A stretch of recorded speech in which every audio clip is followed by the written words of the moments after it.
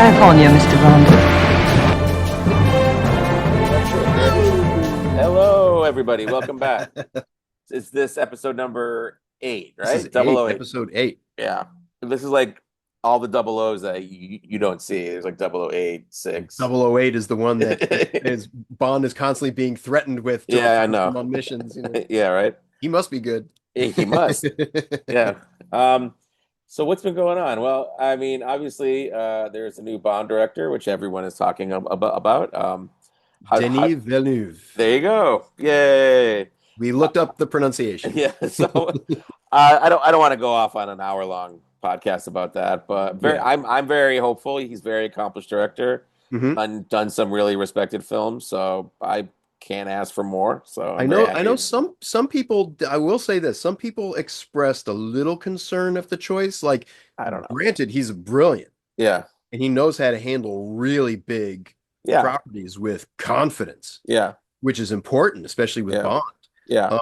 But the fact that he's a lifelong Bond fan, Yeah. He respects that it. gives me a lot of, ooh, I can't wait to see what he does. Some people have said, oh, well, we're just going to get the Craig era again. We don't even know what Because we're gonna get. yeah, we don't know what we're going to get. What if he's like the biggest like Roger Moore fan, and it's just like an exact recreation of Roger Moore films, right? Yeah. Which I love, Hey, by the way. I mean, I'll I'm not going take to complain too. about that. Yeah, I know.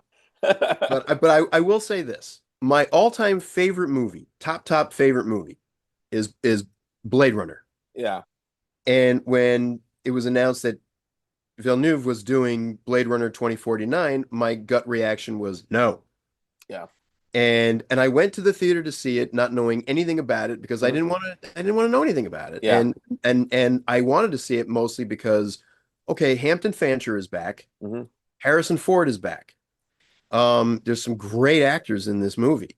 So let's see what they do. And then having seen it, I can judge it all I want. Mm-hmm. You know what I mean? Yeah. Because I feel a very like almost religious, just I don't know what the word would be for, but like a fervor for Blade Runner. Mm-hmm. And Yeah. I walked into 2049 believing that this movie does not need to exist. Okay. And I walked out of 2049 emotionally and spiritually exhausted and lifted too. I felt like I had a religious experience in that movie. All right. And I hold up the original Blade Runner and 2049 on the same plane. I cannot choose one over the other as to which Blade Runner is my favorite. So I'm going into Villeneuve's Bond. Well, that's an endorsement. With that, so I'm very positive. I mean, yeah, I think he's an accomplished guy. I mean, he said he'll respect the traditions, which really stood out for me. Gun barrel. Gun barrel, just all the tropes. Just I hope we get a mix of the books and the past movies. Yeah. That'd be really great to have that. And we have fun. Have fun. I know people are saying the tone of Craig will come back. I don't know. They don't know. I don't know. Yeah. I love all the Bonds. I love Roger Moore, Dalton, Sean Connery. If we can get a mix of all of them, that would be wonderful.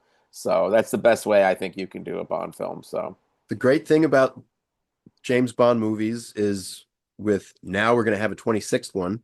Yeah. We got a Bond for every mood. Yeah, we do. And so yeah. We got a Bond good for every day of the week, man. I mean, I'm hopeful. I am not a negative Nancy, so I will always hold out hope. I mean, there's been many franchises that people have like pissed on that I like the new entries for all of those, you know? Yeah. So I mean, that's just me. So fingers crossed. So yeah. So I also hope that, for us old timers and for a lot of the cats that have been with the franchise as fans since the beginning with Connery, we all want our versions to kind of come back, but I'm more hoping that we get a new generation of fans that I would love to have my nephew run into the room one day and go, Uncle Steve, did you see the new James Bond movie? It was so cool. I mean that. We had that with Brosnan for tons of kids, and the Craig films did very well. They discovered the old movies too, and they fell in love with them. So it keeps it alive by keeping it fresh.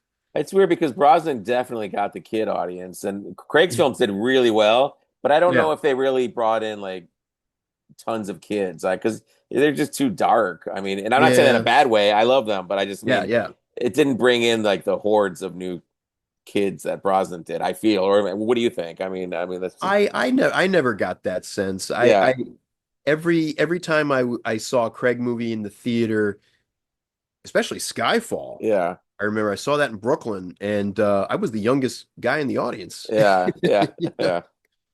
So, but when like my brother and I would see all the Brosnan movies in the theaters and stuff, because that was his first Hmm. Bond in the theater was Goldeneye. He was in Yeah. elementary school, and that those were all young, Hmm. like woo, like whooping it up. Yeah, I remember. Yeah.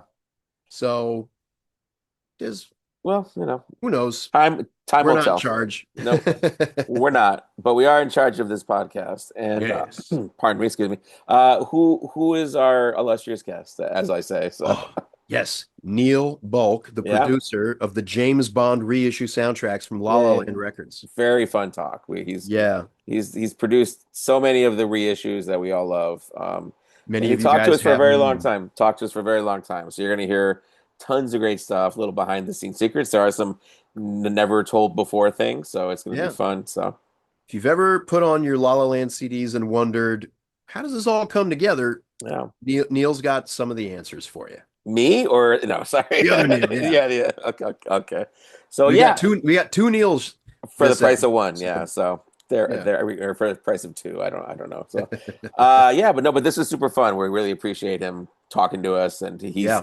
here to hype the new reissue of Secret Service. So it should be I mean Which is it is a great yeah, fantastic. it's a great reissue. So I really recommend We it. were lucky enough to be able Yeah. to hear the advanced release of it, and Mm. there's things on there. I know that all you guys out there, many of you collect the soundtracks and you have all the reissues.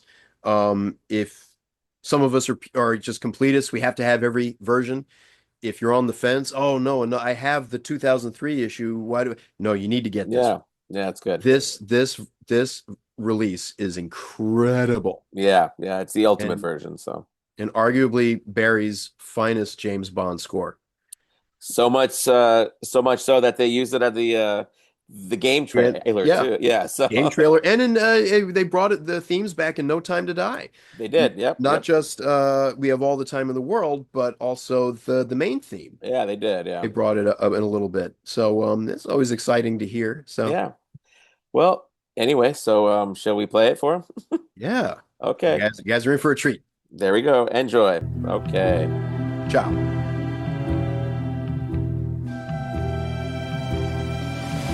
here we are again. Hi, Oh Steve. boy. Steve, can you say who our illustrious guest is for the day? Yes, guys. I know a bunch of you have been collecting the awesome La La Land James Bond soundtrack reissues, and today we have the producer of those albums, Yeah. Neil Bulk, with us. Neil, thank you, thank you, thank you. Oh, you're welcome. I feel like it's going to be confusing because there's There's two two Neils, Neils. Yeah, yeah. yeah. This time. You It's funny really, because usually in my life I run across a lot of different Steves. My Yeah, dad's name is I Steve. rarely We've run got a across lot of them. it. Yeah. that's you really dropped the ball on this one because you should have had Stephen J. Rubin as well. Oh, I know. Because then it would have been like, "Hey Neil, yeah, Oh no, my the other God. one. What do you want, Steve? No, the other one." Well, if you come to the Thunderball screening, that's definitely going to happen. Yeah, because Steve, because he'll be Steve's going to there. be there. All right. Well, yeah. So we're very happy you came and spoke to us because Honor Majesty's Secret Service is being re-released, so it's a good time to speak with you and delve into that process. But I guess So many people are excited about yeah. it. And we listen to the soundtrack. It's wonderful. I've heard the soundtrack, but not like in this form. It's just like so great. I really enjoyed it. So yeah. There were things that when I was listening to it, there's tracks on there I Yeah. had never heard before. Like the guitar Mhm. track that you hear it briefly in the movie when It's- Bond goes to visit Tracy and Draco, and everyone's just kind of hanging out at the bullfights. Yeah, And there's a guy. There's a guy in the playing background yeah. playing the guitar. Now it's this whole incredible track, and there's an orchestration that comes. It's I beautiful. know. I know. It's really and, beautiful. Yeah. So. Where? So And then someone- the screen version of We Have All the Time in the World Oh yeah. montage. Very good. I'm hearing little things in that I'd never heard before, and it's like the little guitar lines at the very Mhm. beginning. It's Yeah, fantastic. so So why don't we talk about like what it is that this album is? Yeah, sure. Yeah. Well, why don't we start? Well, why don't we start with this? Okay. How did you get into Bond, and how did you get into doing Bond soundtracks? Well, I got into Bond probably the same way everybody else of our generation got into Bond, which is through our fathers. Yep, same here. Right? Yeah. Yeah. Like, this movie's good. You should watch this movie. Yep. And you go, okay. And there's like, guess what? There's more of them. You should watch those too. Yeah. And I was like, okay. My dad's a bit of a purist. He really only likes the first three, but he's come around to Secret Service. Oh, cool. Okay. So, hey, thumbs up. Yeah. But so that's really how I got into it. And through the first three. And then in 1987, before The Living Daylights opened, there was a television special called Happy Anniversary. Oh, yeah, I've seen that. 007, 25 years of James. Oh, that Roger Moore hosted, right? Yeah. That aired on ABC, and I taped it and watched it every day. And my mission in life became to be able to identify every movie that they showed on screen. I thought I'd be the coolest person in the world if I could say, "Oh, that's from You Only Live Twice." So that summer, the summer of '87, is really when I started renting every James Bond film I could find at my local video store and watching them and absorbing them. And then here I am. James Bond has been good to everybody, man. Yeah. And then as for the soundtrack thing, it was just I've been working on soundtracks for a long time with various labels and people, Mike Matessino and Nick Redman, who's no longer with us, Lucas Kendall, who produced the 2003 reissue of On Her Majesty's Secret Service.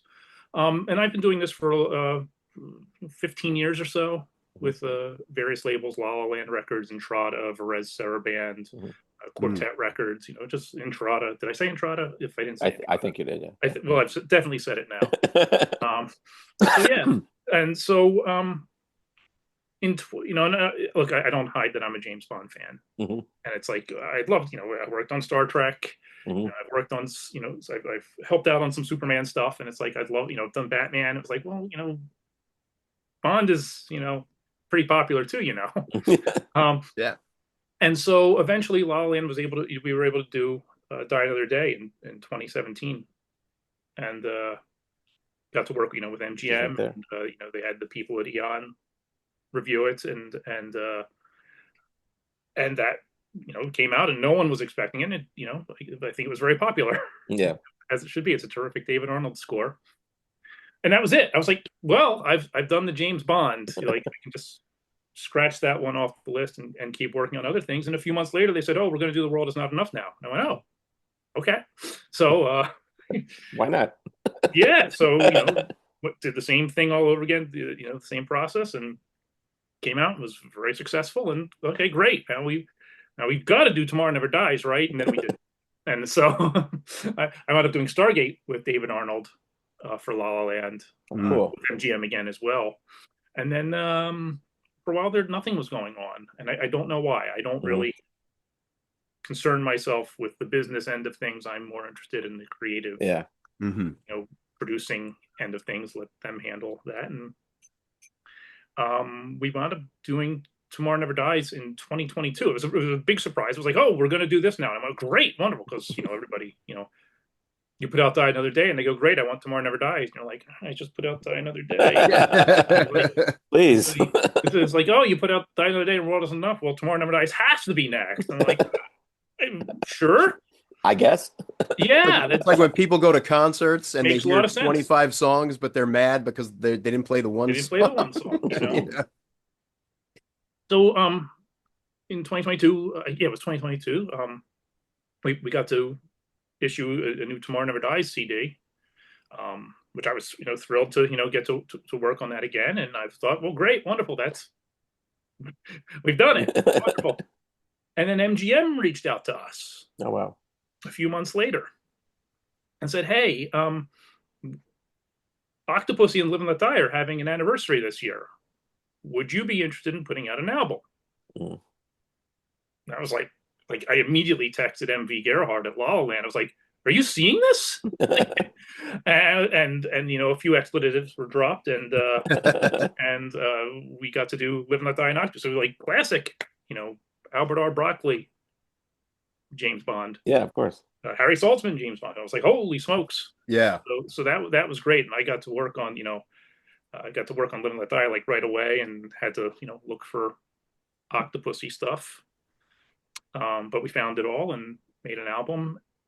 And then while that was going on with MGM and Eon and Universal Music and all that, I was like, we're always, because Bond is popular, and people want more, and I'd certainly like to work on more, and they'd like to release more. So it's like I typed up a list. I said, hey, next year's an anniversary for Man with the Golden Gun, Moonraker, and License to Kill, 3 scores that have never been expanded.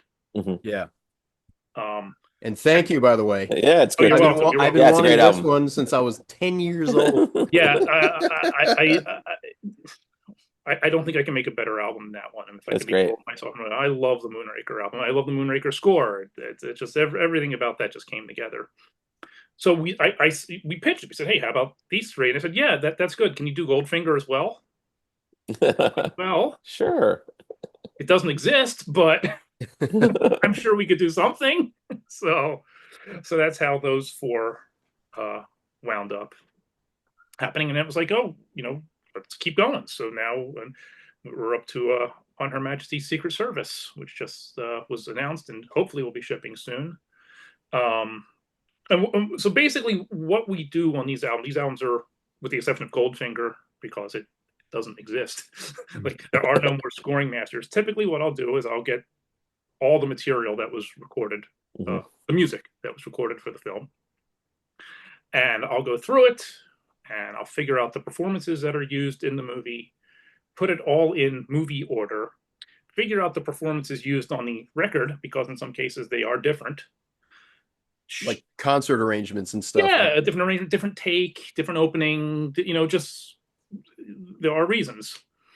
And build out an album. And so what these new releases are the the full score. I don't like to say complete score. I don't want to say complete score, because some people say, hey, but there's 3 seconds of a timpani roll, and I'll be like, So it's like an expanded score. So you're getting the expanded score, and then a lot of the new ones we're also including the original soundtrack album, but rebuilt from our new masters. So they sound better, like Moonraker's soundtrack album.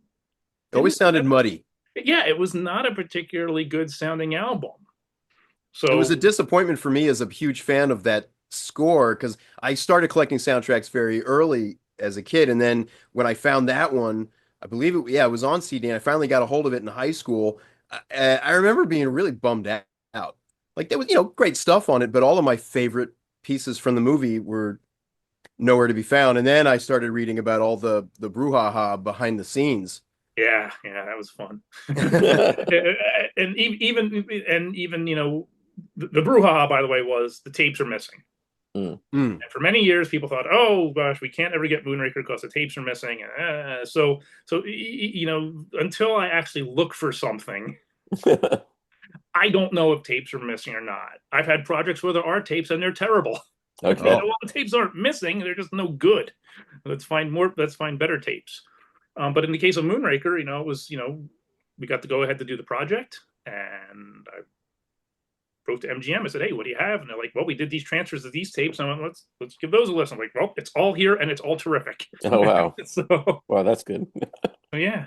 So it was something that I thought, because of, hearing, oh, well, they're missing, or it was also, wasn't there a rumor too that, because it was a co-production with France, that someone in France was holding on to it, and they were fighting with Eon, and that's why they're not giving I don't know. I mean, that was just rumors. It was so funny. So when I got the material, and it was recorded in France, but the tapes that MGM had transferred were made in England.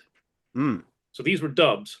But I was like, I looked at them and wait, these are the exact, this was done in the exact same methodology as Superman. Because I had done Superman, the movie, with Mike Matessino. Really, it was his project, but I got to go along for the ride on that one. And they did the same thing, where they record, but then they recorded backups, and they had the exact same labels. I'm like, well, they were only done 6 months apart. Of course, it's all the same methodology. I said, so Mike, look at this. It's the same. They're the same labels. That was their method. They would record and then they would, dub the selects over. So yeah, they were not lost, and it was all there. Not only was it all there, there were 6 extra tracks that weren't in the movie, and then there's all the great source stuff. There was the Paul Williams recording. It was like, imagine just sitting down, not knowing what you're going to get. You go to your computer, you sit down, you push play, and you're like, oh, it's Paul Williams. It's like I'm immediately on the phone with John Burlingame. Oh, just like, John, the Paul Williams demo is here. Yeah. In 16 track. Like, now, when you get the tapes, they're the physical analog masters, yes? In some cases, I don't usually get tapes. Okay. And I was going to ask that. Yeah. Yeah, in a lot of cases, these were already transferred. Okay. Golden Gun was transferred at one point. Moonraker had been transferred previously. Live and Let Die had been. Now, in Live and Let Die, I did need some tapes, and this was cool. Live and Let Die had it's from the early 70s when the record labels were trying to make quadraphonic sound a thing. Mm-hmm. I suppose you already have stereo, you got 2 speakers, but we'd like you to buy 2 more speakers. Quadraphonic. So Live and Let Die had a quadraphonic release on 8-track. Mm. Oh, wow. So I went to MGM looking through tapes, and they pulled these reels, and they had, I think they were 1-inch tapes, the masters of the quad mix. And I was like, oh, it actually exists. And so we did have that transferred, and we used it on our Live and Let Die album for the alternate version of the BJ Arnault song. So it sounds a little weird because it was meant for 4 speakers and we had to fold it down to 2, and it's but it since it was a different edit and a different performance, we're like, well, it's worth including. And makes me want to seek out an extra 2 speakers, Yeah, it might go across. Actually, I did listen to it in quad because I really wanted to hear what they did with the band track with the I'm going to pull out my CD because I can't remember it off the top of my head. Just a Closer Walk with Thee, because that's mono. And I was like, well, what did they do with a mono track on quad? They go around the room. Okay. So they very slowly start like in the left the left surround and make their way around. Oh, that's interesting. Oh, wow. Entire track. So that's basically it. So it'd be cool to, it actually would be cool to issue that mix in Atmos. I mean, I guess it could be done. Mm-hmm. Ooh. It's like a niche of a niche of a niche at that point, but So when dealing with MGM, are there any restrictions, or are they just like do what you guys want to do, or like what's your experience with them? It's been fine. Yeah. We're dealing with new people now. Mm-hmm. As you know. Yeah. There have been some changes with the bond ownership. Mm-hmm. Mm-hmm. So that's changed things a little bit. On top of that, so Secret Service, I started working on this in December, and this is, by the way, this is a brand new expanded on Her Majesty's Secret Service soundtrack album. I'd hold it up except I don't have a copy of it yet. Okay. No, yeah. So just pretend this says On Her Majesty. Oh, wow. Okay. Because apart from being completely different music and a different composer, it's still 2 CDs of music and a booklet by John Burlingame. I love the cover of it. Of Secret Service? Yeah. Yes, so do I. I didn't really like the old LP cover. I was like, can we get something new? Oh, with the coat of arms, and because that was also they used it for the reissue, I remember. Yeah, they used this. Yeah, it was cool. But when I saw the cover for this, it was like why is Domino on it? Yeah, true. What's going on here? So the new On Her Majesty Secret Service album, which I was working on started in December. You were asking about MGM. Mm-hmm. So while that was happening, the ownership of Bond changed. But even in bigger news for us was the music attorney that we've been working with at MGM for forever retired. Oh, wow. Oh. Right in the middle. So it was like, we have to bring everybody, sort of up to speed with what we're doing and what these albums are. And so, but we got it out. So I guess, it worked okay. How is that about how long it takes to do an album? X amount of months, or it all depends. approvals, just research. I mean, you can get them done kind of quickly. I mean, I guess that one is pretty quick. I mean, this has been done for a while. Yeah, it all depends, on timetables and materials. Do you work in a studio, or because I used to be in rock bands and stuff, and we'd record in all these like East West Studios Steakhouse, and you got the big Neve boards and all these guys flipping switches. Is it like that, or is it? No, I work right here actually. in the big warehouse, yeah. Right. That's it. Yeah, Under the Smithsonian. By the way, that's where the Moonraker tapes were found. Yeah.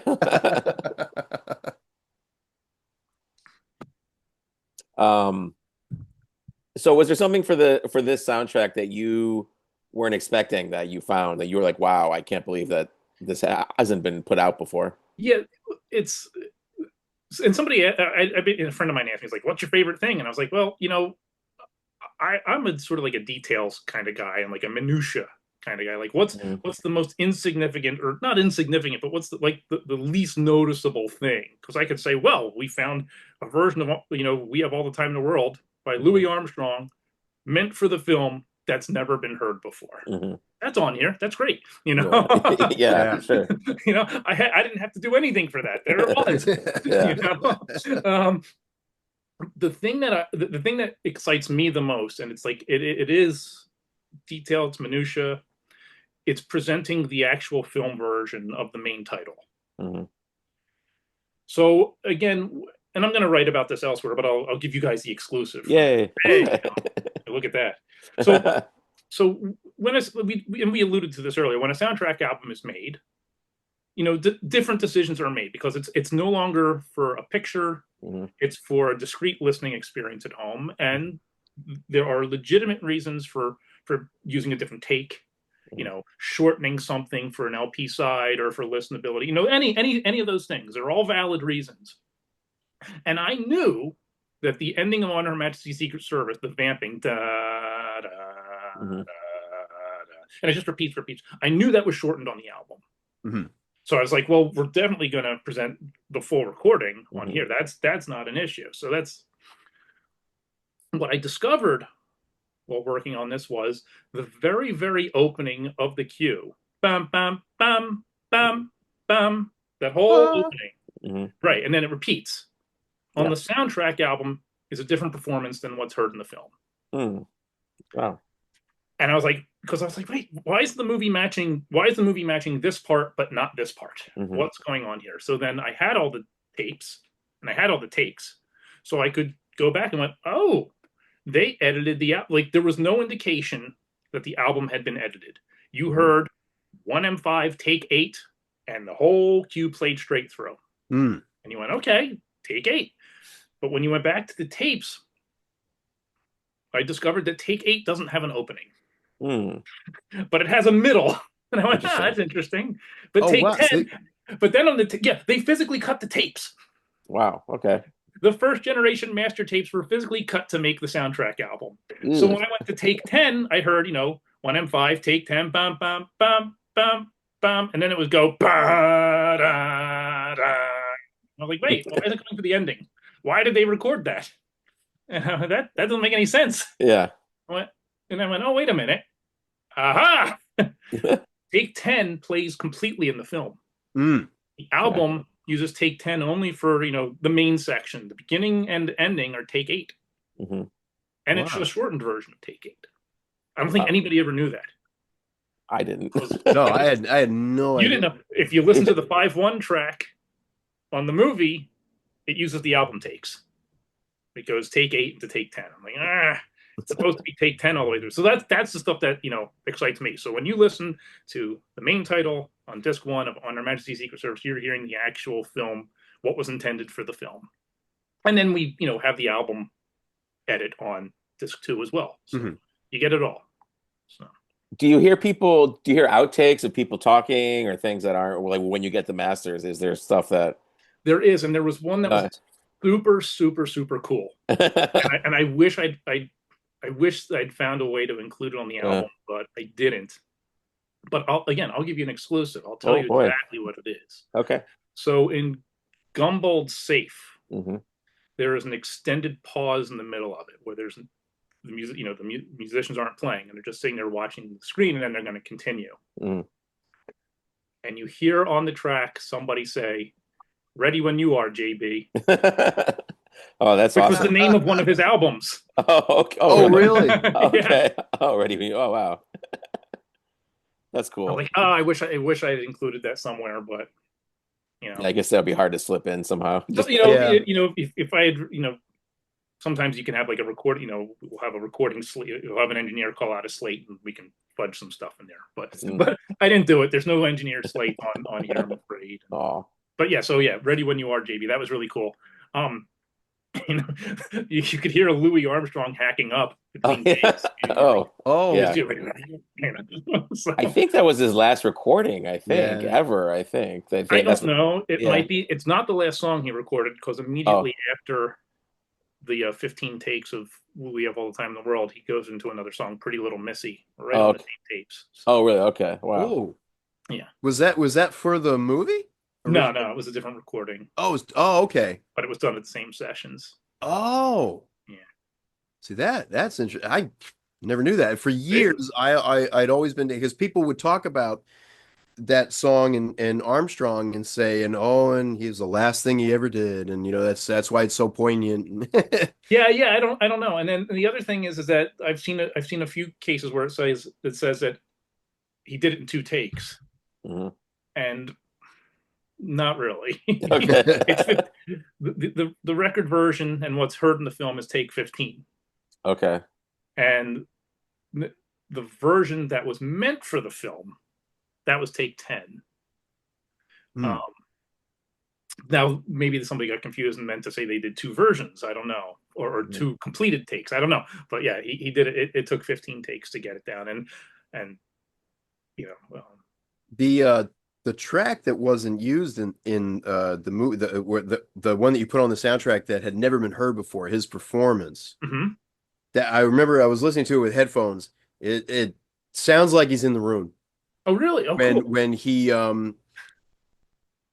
the way he's kind of how his voice shakes a little, Mm-hmm. going nothing more, and how it just kind of like it feels like when I was listening to it, it brought me to tears because it felt like he was sitting right next to me, like just the shaking that you heard, and not like actual. I don't No, mean yeah. to sound like that, but the way he was performing, the way he was singing, I was hearing all these nuances from his instrument, from his voice that I had never ever heard before. And I've, listened to the soundtrack, different versions of it a million times. And that was I can't wait for people to hear that Oh no, that's because it really does sound like he's right there. It's Yeah. such an immediate recording and it's it, beautiful. it, it's gratifying to hear you say that, because I've been working on this since December, Hmm. and there's always that little bit in the back of your mind of like, oh, I screwed this up, didn't I? Oh Oh, no, no. no, no, you This didn't. is really No, man. seriously. It's like you just I just listen to it and go, oh, why? I know why this is that. I don't know, but it's good. It's good because I like it too. Yeah. Yeah. I think it sounds good too. It's And we spent a lot of time on it. I worked with Doug Schwartz, the mastering engineer, and we did this one a little bit differently. Typically, I just do all my work and say, "Here you go. Let's." He's the mastering engineer. He's the one who does the final EQ level, balances, build, and makes the file that actually makes the disc. But Mhm. this one we did a little bit differently because I was, you know, even though I've done, tons of soundtrack albums, not just James Bond. I've been, doing this a long time. I still have that little bit of, insecurity. So I built the soundtrack album first. Mhm. I mixed the sound, what's on disc two. I Mhm. did that first. I said, let's work on this. If we can get this sounding right, then I know we're on the right path for Mhm. the rest of the score. And that's how we handle it. So I had that album, back in December. I was listening to it, the original soundtrack album. Mhm. So it was time appropriate to listen to Do You Know How Christmas Trees Are Yeah. Grown? Yeah. Not so much in July, but so once I had that in good shape, I was like, okay, I can move on to the rest of the score, and that's how we handled it. Did working on the soundtrack give you a new appreciation for the film that you may have not had before? Not not particularly because I knew the music pretty well, Yeah, and I know I love the movie. yeah, But I also read the book yeah. again Yeah, the book is Mm, great. while yeah. doing it, and it is, and Yeah. that all sort of gave me um, just it, I do love I love the movie. I think in the Bond canon, it's such a different film Hmm. um, than what came before. And it Yeah. has its own style. It has its own look, Yeah. um, and it's a very appealing look. And you sort of as much as I love Diamonds Are Forever, which I think is terrific. You sort of wish, I wish maybe we could have continued in this direction. Hmm. This look, this style. Um, It felt like a prestige it movie up is. to that, because even like technically speaking, there's all these little things here and there that happen through Dr. No all the way through You Only Live Twice, like where I don't know, they have to speed up the film to make an edit work or so, and they'd even said, Peter Hunt had even said, well, they didn't get this shot, or this shot wasn't done, or blah. So, I had to come up with this and that. So he going in, since he directed that one, Mhm. going into it, he took all of that. No, we're not going to do that. This is going to be from top to bottom, like technically perfect, just Yeah. about.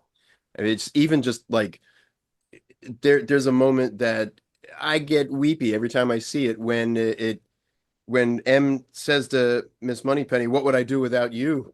And then they cut to Tracy. Mhm. Yeah. That great flourish of all the time in the world, and she's in her car and behind, and she's waving, and she's in that lovely hat, and she just looks so gorgeous. I mean, like that that's something. And I remember the first time watching the movie, that really stuck out to me because I said, that's not something like that would never have been in Yeah. any of the other Bond films. But It's just, even the use of color Yeah. in the film, It's a well thought out movie. it is. yeah, It's a Yeah. beautifully made film. And to take nothing away from the other Hmm. earlier films that yeah, I love yeah, Yeah. more than this, yeah, but just to say, but when you look at Secret Service, it's not just a great James Bond film; it is a great film, film, Yeah. yeah, and it sort of set the pattern for what happened with James Bond. Mhm. Not always, but certainly here, and I would say again with Casino Royale, which mhm, is we're introducing a new James Bond. Mhm. We have to make the best James Bond movie in Yeah. the history of James Bond. yeah. And Especially after X amount of years, and you can't and just, and somehow there's something in the water. I don't know what it is on this one and on Casino Royale Hmm. where they did it. They Yeah. made, arguably the best James Bond movie. yeah. Um, you know, And both movies have, in my opinion, I think the best Bond girls. Yeah. The Bond girls that the only Bond girls that really took his heart. Yeah. Bond Bond scores, Yeah. Bond songs, Bond. It's like it's all there, Yeah. and it's like yeah, we know we have to do this to make the best movie. It's funny because it wasn't everyone's favorite for a long, long time, but as time has No, gone on, people have been like, "Oh, I love that film. I love the film." So it's gotten a greater appreciation as time has gone on. So, I'm so even happy about that too, because I used to read about it. mm, It was a shock. I used to read Starlog magazine as a kid, and I remember when Dalton was getting cast as Bond, all those Starlogs like that summer was like Bond, Bond, Bond, which was great. And there was a sidebar one day, like not an entire article, but like one of those little blue off to the side, and it had Lazenby's picture just like his headshot going like this, and it said the Forgotten Bond. yeah, And they start to, and I was, what? And at this point, I was already getting way into it. And what the ABC Sunday night movies is where I'd see yeah, a lot of them, and tape Moonraker off TV and stuff like that. But this was like, all of a sudden, it was like, whoa, there's a Bond, and he only played it once. And they never showed this movie on TV. And it mm, wasn't until high school that I was able to see it when they started reissuing all the Bond films on VHS a couple years before GoldenEye. And my brother Chris, my dad was stationed in Norfolk at the time, and I remember bringing it home and being so excited. It was like, this is a Bond movie I've never seen before. I know absolutely nothing about. And it like right then and there, I was like, well, this is just the best James Bond movie I've ever seen. and And yeah, Lazenby is a little on shaky ground at first, and also you're used to Roger Moore and Connery, and and these with all these other movies, and then here's just the one guy with the one movie. But he finds his way pretty quickly, in my Yeah. opinion, in that film. And his story behind the scenes, just for me, it just makes it his performance all the better, man. He really broke the mold and then scattered its ashes. Yeah. Yeah, my story on that one was, again, introduced by my father, which was, Sean Connery Yeah. was the first, and then this other guy came in, he did one, and he was no good. And so when I was discovering the movies, it was at a video store, and I said to my dad, I want to watch this one. So we rented it. And first of all, I was completely stunned because I'd already heard "We Have All the Time in the World" because Mhm. like the 13 great James Bond Yeah, songs. yeah, Oh, so it's on the yeah. So soundtracks. I didn't Yeah. hear. So as soon as the main title comes on, I go, "What is this? This isn't 'We Have All the Time in the World.' Why isn't the song playing?" So I was already thrown for a curve there. Um, but that's how I discovered. I watched it with my dad on this tape, and we both loved it. And I'm like, okay, that was 1987 Mhm. at that point. So it was like the movie didn't have its renaissance yet. It was still sort of Yeah. Yeah. not thought. I guess maybe some of the deep Bond fans knew, but the general idea was no, this is not a good movie, and he's not good. And it turns out no, it actually is a very good Bond movie, Yeah. arguably a great film, and he's fine. Yeah. He's it's not great because in spite of him, he's fine in it, and that ending scene, Yeah. you know, is shattering. I think Every time. it's crazy because he wins, but does he win? And it's also just like it's also for everyone that worked on the movie and for Fleming with the book. I mean, the book it's based on a girlfriend that he had during World War II that he treated like not very nicely, and then she died in like a bombing, and I guess he carried that with him his whole life. So Tracy is based on that girlfriend, and it's Yeah. just for everybody that's worked on the movie and the books, they're always just like it's such a wonderful film. I mean, it's just such a wonderful theme and story. So. There are people I even tell I'm like my girlfriend does not like James Bond, and I will never try to force What? No, okay. something. Yeah, right. I mean, I know it's A hard. girlfriend doesn't like James Bond. I've never heard that before. So, Everybody's anyways. girlfriend loves James Bond. Wait, What are wait, you wait, talking wait, about? wait. Time to find yourself a new girlfriend. No, I'm just kidding. It's a paraphrase from Casino Royale. I don't mean it. I'm just, Oh, no, I know. Yeah. No, but a couple of times I've tested the waters by saying, maybe watch one of these movies with me. And the one I'd always suggest is that one. She did watch the Lazenby documentary with me, Becoming Okay. One, and she really liked that. And I was hoping that maybe she'd get a little more interested, but no. But No. I'm, like I said, I'm not going to force people to do stuff they don't like. Oh, But there you go. but I do recommend to other people too. They're like, oh, I'm not really into James Bond, but is there like just a great? And I'm like, yeah, that one. Watch that one. Just Yeah, go in cold. Don't look anything up. Just go into it. It's great. yeah.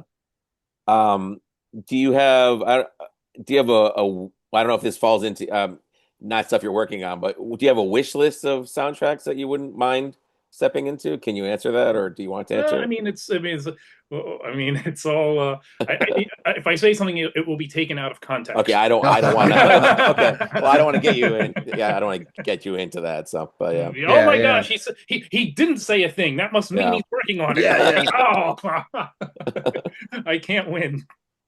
Do you have a favorite soundtrack, or is it that you have worked on that Yeah, you have? it's well, what was today's Wednesday? So Yeah. today it's Superman the movie. Oh, okay, cool. Nice. That's usually my go-to, but it could also just as easily be Star Trek: The Motion Picture. Oh, that's a great. That's Yeah, my well, favorite Star Trek score. Yeah. I Oh, had years ago. I had the double CD that had the convention album yeah.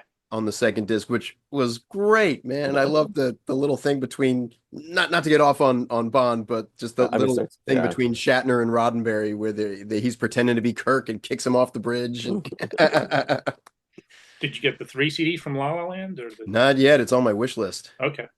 There you I go. don't know if that's available anymore, but there is a 2 CD, which is just as good.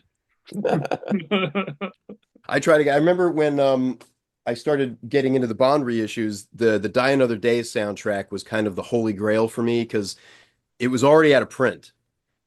And then you go on. So I'm like, all right, I'll look on eBay and see if anybody's selling any, and they're expensive now. I saw some for $200-300. Oh my god. And then The La La Land one? yeah, Oh people were man. just privately selling. It's like, well, they had it, never opened it. Well, I can sell it, and I gave all so mine away like a jerk. no, but I ended up finding it off of La La Land's official eBay store for a regular price. Wow. Hey, I was like, so score. if somebody wants to pay $200 for it, they're welcome to. But Yeah. I recommend if you can, because also this other great score, The World Is Not Enough, that's also out of print Well, if currently. anybody wants to pay $200 for my email address, You had mentioned that you work with David Arnold. What's he like to work with? it's all through email. Oh, okay. Well, Oh, all right. okay. Very understanding and very cool. Oh, that's good. He wrote an introduction for Secret Service. Yeah, Yeah. What great a coup that piece. was, Yeah, definitely. I think John set that up. He was like, "Can we do this?" I was like, "Absolutely." You're like, no, I don't think Yeah. so. Yeah, absolutely. That's terrific. I love it. Because isn't that what got Arnold the Bond gig in the first place? He did the Propeller Heads cover of Majesties, he right? he did the whole album. He did the Oh, yeah. Shaken Not Stirred. Shaken Not Yeah. Stirred album. Yeah. But David's always been, very supportive, and very, very, very helpful. So going back to Die Another Day, that was one of those projects where, hey, we're going to do Die Another Day. Terrific. What material do you have? Well,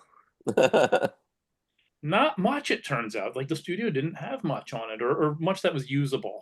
Really? Yeah, and I was like, oh, okay. Because that's a stacked release.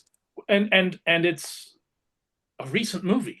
It's 15 years old when we did Yeah. it. It's not like, it's not like the Stone Ages or anything. So I wrote to David and I said, hey, we're doing this. Do you have any material we could use on this? And he's like, I have these half-inch tapes. Like, oh my gosh, you have Wow. the whole score in stereo on half-inch tape. And then it Wow. was kind of funny. It was so he's in England and Yeah. I'm in LA. And so I'm trying to think, oh my gosh, how can I get tapes in England transferred? I don't know any facilities there. I don't know. So it was this whole thing. I was like, David, and I was talking to Mike Mattasino about it. Like, what do I do? How do we do this? And we're trying to figure out. And David said, well, I could just take them down. They're in my office. I'll just take them down to the studio because so we were like, oh, okay. So we had the tapes transferred right there. I was like, oh, that was super easy. That's funny. And then it turned out when we did Octopussy, the tapes were in England again, and I coordinated to have them transferred to the same facility. Oh, cool. So yeah, wow. It's like, hey, you worked. Yeah, I love the Octopussy soundtrack. I love that film, and some people love it or they don't, but I think it's a great film, and the soundtrack is so wonderful. My first Bond movie, my dad took me to see it. He didn't announce, hey, we're going to see James Bond. Yeah. The funny thing was I used to ask when I was a kid to see every movie. It didn't matter what it was. I see a Terms of Endearment poster. Can we go see that? Sure. It's like, wait. I'm like 4 or 5, whatever. And I remember first seeing the For Your Eyes Only poster as a little kid in a movie. I forget what we were going to see, but I saw the poster in the lobby. And I remember being yanked away from it because I was like, can we go see that? And they're like, no. And then Octopussy, everybody was, going on and on about that movie's name and how dirty it was. And people were like, oh, I can't even say it. And my mother, I'd said it a few times, seeing a commercial on TV. Can we go see Octopussy? I didn't think anything about a cat. Yeah. I thought I thought Putty Tat, I'll never forget my mother saying, you are not allowed to say that name of that movie, and you were not going to see that movie.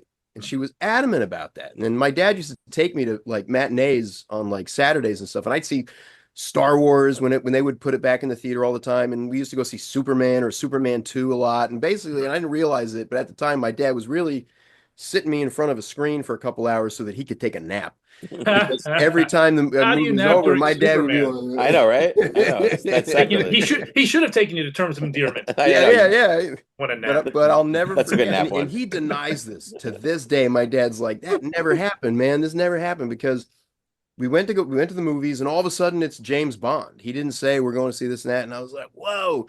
And I've got all these vivid memories of, the razor blade yo-yo and the little arrow jet, and the poster that's on the CD too, with all the arms and just all these flashes of these just incredibly exciting moments. And come home, and I think my dad did say something to the effect of like, we're not gonna tell your mother, but we did. So I come home, my mom's like, how was the movies? And first thing out of my mouth was Octopussy was amazing. That was the best movie I'd ever seen in my life. And then she starts yelling at my dad, and my dad's like, what? And yeah, so to this day, he's like, dude, I don't remember that, man. It I think it's selective memory on that. Yeah, but my dad doesn't remember a lot. So. Octopussy was another one of those projects where it was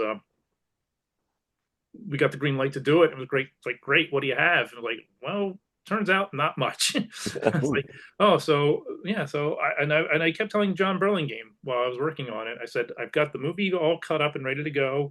I figured out everything on the soundtrack album. The only thing we don't have is the music at this point. Oh, but okay. I'm going to find it. And I did. So, what did you think of the Ryko disc reissue? Because I had that in college, and I even remember at the time thinking, this is great, but like instead of actual music tracks, they got a little snippets of dialogue and stuff, like a Tarantino soundtrack. Why would you do that? Which was really weird because I can't stand when people do that. Because right before that, I had picked up, and I was super excited about this. The Living Daylights got reissued, yeah, in almost a complete score. Yeah, and I was, because with the Gibraltar sequence, that was all on there for like the bonus tracks and everything, and I was real excited. Wasn't any dialogue on that soundtrack, so now when you say there wasn't a whole lot at first for you guys to work with, immediately I thought maybe that's why the Ryko disc score was like that. To kind of possible, fill it out a little bit. But sometimes I think Ryko was doing that quite a bit, where they were including snippets of dialogue on the album. It's like, oh, this is made by people who make soundtrack albums but don't listen to soundtrack albums, because no one wants to hear talking unless, as you said, it's a Tarantino album. Yeah, it works on a Tarantino soundtrack. Yeah, it works on there. But with Octopussy, yeah, Eon had the material on that, believe it or not. Oh wow. Oh. So yeah, that was me, like, in desperation, saying, "Excuse me, MGM, would you mind if I reach out to someone at Eon?" And Eon was super cool. Were they nice to work with? Absolutely. Yeah. Okay. Cool. Responsive. Yeah. Helpful. They had a pretty small team, right? From what I understand. Yeah. I dealt with a handful of people there. And yeah, so it was always terrific, and it was just sort of like, I didn't know what to expect, and it was, I wrote to them, and they said, oh, let me put you in touch with this person, and this person got back to me and said, well, here's the inventory of what we have on music. It's not a lot. In fact, the only thing really of value were these Octopussy tapes, so we really lucked out on that one. And I said, great, may I see photos of those boxes? And it was like 1M1, 1M2, 1M3, 1M4, cool. which is how you slate music. It's all there. Nice. I was like, oh my God, like, guys, it's all here. So then I coordinated to have them transferred and got them. And I was like, oh my gosh, it's and not only is it all here, it's all in stereo and sounds really good. So nice. Now, speaking of the Ryko disc, what's funny is we actually used the same tape that they used for the album master, because there was like a post-it on it said transferred, in '96 or something, and I was like, oh, that's got to be the same tape. So. But I really used to think that all the Bond title tracks just came part and parcel with the movie. If an artist did a song, that belonged to Bond. Right. Well, yeah, and usually I think that is the case, where it belongs to the studio. Like the score definitely, score belongs to the studio, except, well, the album rights, these cues from the album, they belong to this record label. So that's kind of like why a company like La La Land exists, is because the record company owns the record tracks. Film company owns the rest of it, the unreleased stuff. It takes a third party to bring it all together. And that's one of the reasons why you won't see an expanded Bond score like Secret Service on a digital service, because La La Land doesn't have the digital rights. Sure. Okay. They're split. I actually kind of like, I know some people, you see comments, I know you get these comments all the time. And people are like, why aren't these on Spotify or blah, blah, blah. And I actually kind of really love that these are only physical. Because that's the only way to do it. Yeah. You know, I mean, but it's also when I buy one of these CDs, you know, I can hold it in my hand. I can look at it on the shelf. And you know, CD players, if you don't have a CD player, they're inexpensive. I got this great CD player. It's about yay big, sounds great, Bluetooth, all this stuff, and I got it specifically so I can listen to my soundtracks. Yeah. And I actually prefer that, especially the older I get and watching all the digital stuff. You know, you don't really for example, you know, I was watching a movie, I forget where, and I don't remember what movie it was, but it was on a streaming service. It was a streaming service I was paying for, and they cut parts of the movie out. Was it French Connection? It was the French Connection, yes. Yeah, there you go. Yeah. By the way, it's back on Criterion and it's restored. Oh, okay, cool. So nice. Love Criterion. Yeah. I wanted to ask you. I mean, we'll wrap it up, but I wanted to ask you. Can you talk about doing the Goldfinger soundtrack with if you have time? Yeah. Sure. Yeah, sure. Because that was a wonderful reissue as well. So thank you. Again, as I explained earlier, it doesn't exist. Can you explain a bit about that for people that may not know? So for whatever reason, the scoring masters for the first 3 James Bond films, Dr. No, From Russia with Love, Goldfinger, they don't exist. Okay. This is why the Atmos tracks on the latest 4K releases are okay. Yeah. Because the material, like, you literally don't even have separate stems, like a separate dialogue, music, and effects track. Okay. I don't know why. It's just, you know, these were small, these were independent films. UA doesn't really have an archive. Okay. Studio, you know, so when I was asked to do Goldfinger, I was like, well, all that survives on that is the stereo album master. Mm-hmm. And so we were able to pull in like 4 or 5 different tapes from over the years and different countries from UME. They provided all that. Oh, wow. And so we were able to build out the best sounding soundtrack, you know, all the best material for this.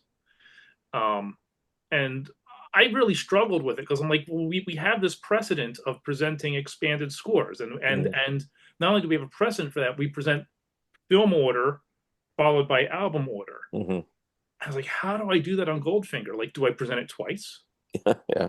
Do I present it on 2 CDs? Will that be like terribly crass if we release 2 40-minute CDs of the exact same music just in a different sequence? I really struggled with it. Yeah, it was a conundrum. It was really so I did come up with a track list for Goldfinger that was so the other thing you have to understand about Goldfinger is, because nothing is ever easy, is that Goldfinger had 2 different vinyl releases, one in England, one in the US. The version in England had 4 extra score cues. The version in the US had 1 extra instrumental cue. So there's a total of 5 extra cues between like this album doesn't have this cue, well, this album doesn't have these 4 cues, and they were all, by the way, all on the tapes. Even like the American tapes had those 4 extra cues slapped on at the end. So they were there, they just didn't release them. And by the way, those 4 extra tracks have been available in the US on CD since 1992. So it's not like, oh, what a revelation. No, they've been out there. So I was really struggling. I came up with a track list that I liked, that was the British LP with those 4 extra tracks, with the 1 American extra track where it is on the American album. And I thought, well, this is cool. And, you know, I pitched it to John Burlingame and he liked it. And I was like, great. And La La Land said, no, we want it in film order. I went, oh, okay. So I put it in film order. However, if you buy the recently released Goldfinger vinyl LP, you'll discover that it is the British running. There you go. British order with the 1 extra track slapped in. Because I'm like, well, it is a record now. Now it makes sense because this is how it would have played with everything. So that the record has everything on it. Oh, that's cool. Oh, wow. Well, it combines the American and the UK release all in one. That is very cool. I thought so. I thought it worked out well. So going on to Goldfinger, there was also the demo version of the song. I cannot remember the Anthony Newley? The Anthony Newley version. Actually, yeah. And so that had been issued before, and I was like, well, let's include that. And then there is the mono version of the song, which also I knew existed, and it had been issued before.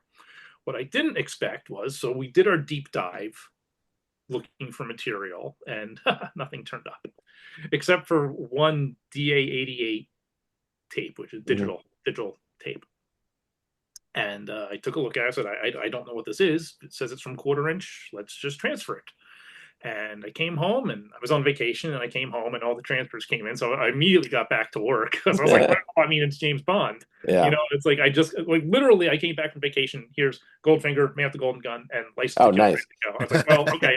Sounds like a wonderful way to come home. Yeah, right. And I was like, well, I'm going to sit right down at the computer and take a look at this. And I sat down with Goldfinger, and I was like, oh, these are the takes used for the mono version. I was like, and they sound great. They sound way better than the mono version that's been out there forever. So I got to, recut that to match the performance, because it's actually 3 different vocal takes. It's the same orchestra. This is what it's. I don't know if this comes through or not. The orchestra take, the band playing in the background, is the exact same recording that's in the film and on the album. It's only her vocal that's different. It's only her vocal performance is different. And it was 3 takes 10, 12, and 15. And so I had to figure out where those edit points were to rebuild it. And then we, did a new, because her voice was basically separate from the band, and we just did a new mix of that. And it sounds better than it ever did. And so I was really happy to get that track on Goldfinger. Nice. That's only on the CD. There wasn't room for it on the record. Oh, okay. But maybe it'll be a single someday. I don't know. I thought that would be cool. Yeah, that'd be really cool. I thought it'd be cool to do a single of that and like the instrumental of Goldfinger. But I love that instrumental version of that song. Yeah, me too. The guitar it's so great. I thought it was like maybe an alternate end title or something. It certainly works well. Yeah, as an end title. And I love when people use it for like montages of the movie. It just pumps it up. It's so cool. Yeah. I wish we could have found it in stereo. Oh, I looked. It's got oomph though. It's got a lot of oomph. It does. Believe me, oomph aplenty. I think one of the tapes we had didn't transfer it properly. So, or maybe they even said, I think maybe the box said stereoized. So someone at some point had mastered it to be a little wider. But we, it's like we're purists here. So let's just stick with it being in mono. Speaking of that, I wanted to ask you now, you had mentioned earlier that, ownership is changing with Bond and things are they're not going to be the same as they once were. What are your thoughts about the future of Bond, or like where you hope it goes, where you would like the films to go to? I hope we get to keep doing soundtrack albums. Yeah. Okay. Good. Well, that's good. That's my ideal future of James Bond. Okay. Okay. Good. Yeah. Because I want the rest of them. We all want the rest of them. I want them to come on. And it's always so funny. Yeah. Where it's like, oh, we put out on Her Majesty's Secret Service. Great. Where's A View to a Kill? Hey, hey, what about The Spy Who Loved Me? And you go, gee, I never considered that one. Really? Yeah. Thank you for the suggestion. What a thought. We can now get to work. Look, and I appreciate the enthusiasm, but I know there's 25 films and it's tough to keep track of. But I'm pretty good. I'm pretty good at that. Obviously, I love this music. I love this series. I want it all to continue. Yeah. Yeah, we do too. We're all very positive about the future and hopeful. So I think if they have good people in place that, hopefully fingers crossed, I think it'll be good. So I only have 2 requests from Amazon and MGM. And what is that? Give us a gun barrel at the beginning. I think you're probably going to get that. Classic gun barrel. Just give us the gun barrel. Do you realize we haven't had a classic gun barrel since like 1999? Yes. Yeah. That's crazy. Yeah, no, I do know that. Another Day tweaked it. Yeah, they're going towards the screen. Yeah. What's the other even thing? They finally gave us gun barrels at the beginning of Spectre and but they were different. No Time to Die. But even still, those were a little different. But yeah, Can I be critical of the Spectre gun barrel for a Yeah, moment? please. Yeah. Hey, it's your floor. Gosh, I don't want to get like, oh, why are you such a hater? oh, But like the opening of Spectre is one shot, ostensibly one shot. It's one whole long take. Mm-hmm. But for whatever reason, and every James Bond gun barrel to a point, for the most part, not everyone, because they're going to go, hey, From Russia with Love doesn't do it. Yeah. oh, they were just starting.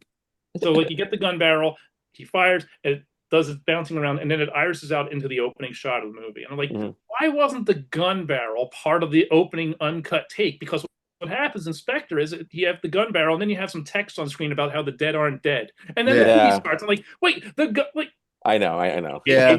Maybe the text about the dead aren't dead. Maybe that's important. Should be there.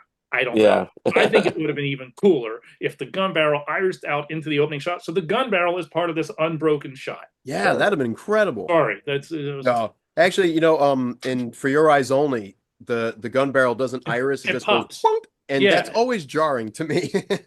I'm gonna write an angry letter right now to John Glenn. hey, John Glenn, why doesn't this iris out? I am not a crackpot. Yeah, my favorite is the most effective I like is in License to Kill, because that film is just so dark to begin with, and the way they compose that, rearrange it goes like dun. Oh, I love it's just such a deadly version of it. It's fantastic. It's like look, the gun barrel is always like you're dealing with these 90-minute scores, and it's like, no, I really just want the gun barrel. It sets the whole thing. It does, and you want to hear what the composer does with it. Mm-hmm. Yeah, like David Arnold's on Tomorrow Never Dies is awesome, right? It's a little different than what you're used to. But Kamen, he made it his own. Yeah, it was good. Yeah. And that was goosebumps for that one. Yeah, that was one of the rare albums to include the gun barrel. For as little music as that album, a score as that album had, it did have the gun barrel. Yeah, because most Bond scores that I collected years ago didn't have any gun barrels. They don't have it. Yeah, so it's like that's actually one of the things that like I'm proudest of with these albums. And we even got to do it with Goldfinger because of the rearrangement. They all open with the gun barrel. Yeah, my original plan was to somehow have it twice on every album. That didn't work out, but it is twice on Die Another. It is on. I think we have it twice on Die Another Day, twice on World's Not Enough, and twice on Tomorrow Never Dies. Yeah. But sorry, I didn't have recordings of all. Of I think it's okay. No. Yeah, that was my goal. I was like, I love the gun barrel so much, I'm going to put it on the album twice. Oh man, yeah. But it didn't work out that way. Which also brings me to my second request from Amazon, and which is I would love to have David Arnold back. We'll see as the composer. I mean, Hans Zimmer may be back. That's my guess. But if Danny has a prior relationship is directing. That might be Zimmer. I thought Hans Zimmer did. We don't know. I like how Hans Zimmer really brought the Bond themes back, because it felt like in a lot of the Craig movies there wasn't a whole lot of Bond music. You know what I mean? Especially in Skyfall and Spectre. I didn't hear much James Bond music. And in No Time to Die, oh man, he took that Bond theme and just mowed us down with it. I remember it was pretty exciting in the Cuba sequence is it Cuba in No Time to Die? Yeah. Yes. Yeah, that was kind of fun. Yeah, that's probably the most fun part of that whole sequence. Is really fun and well done. It's just more of a Bond moment. A James Bond film? Yeah, exactly. I don't know. Just say it. There you go. I always felt David Arnold kind of had that sort of heir apparent to John Barry. Like he got the vibe, he got the brassiness. He understood it. He really, really understood it. Yeah. And he made it his own, but he still kept.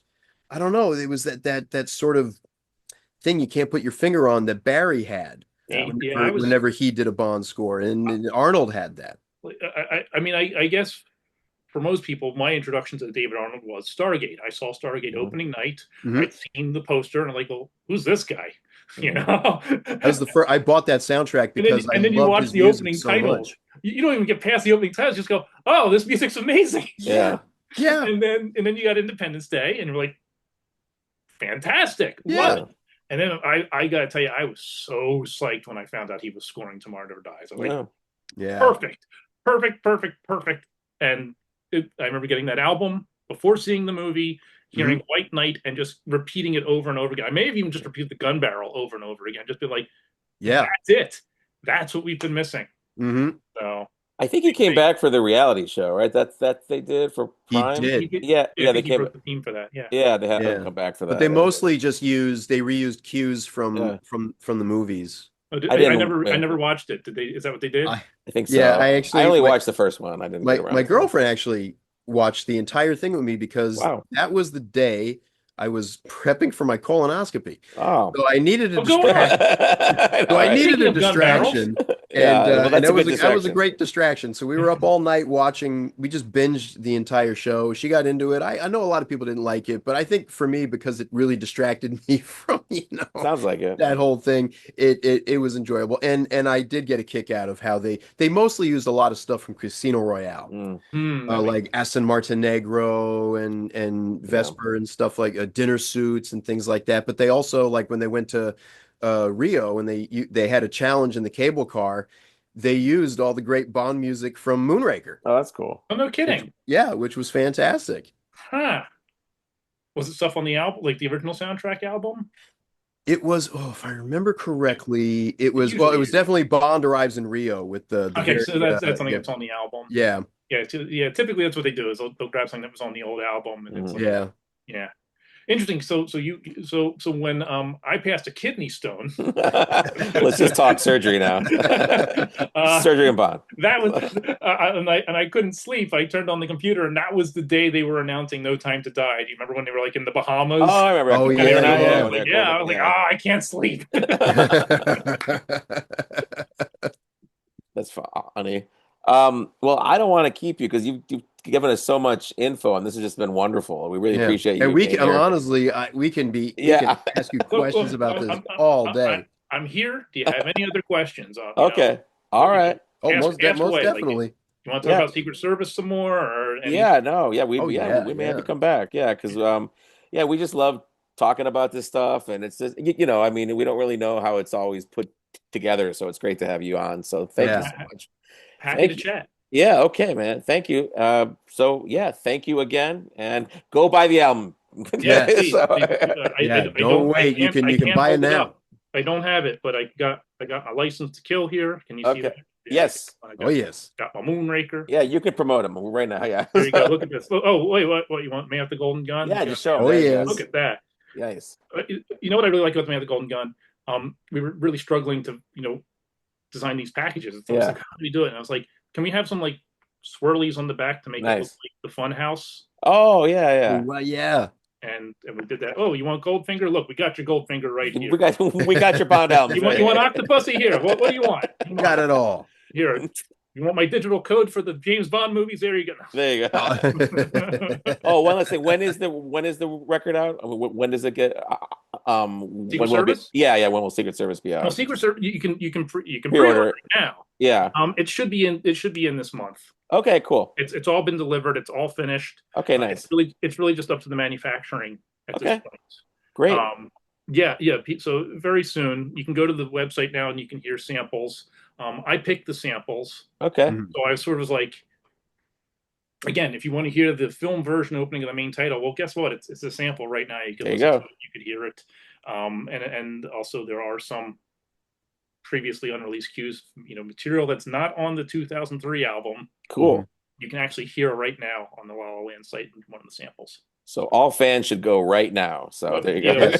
Stop this listening. I know, right? Go and listen. It is close this window and buy the CD. And fully stacked. It's a wonderful soundtrack. Yeah, one of the best. Thank you. I'm really thrilled with it as well. Thank you. And thank you for doing that. Yep. For bringing these soundtracks to like their, dare I say, proper iteration. I'll tell you what, I do it for one reason and one reason only. Because I want to listen to it. Yeah, there you go. That's the best way. Cool. Okay, thank you so much.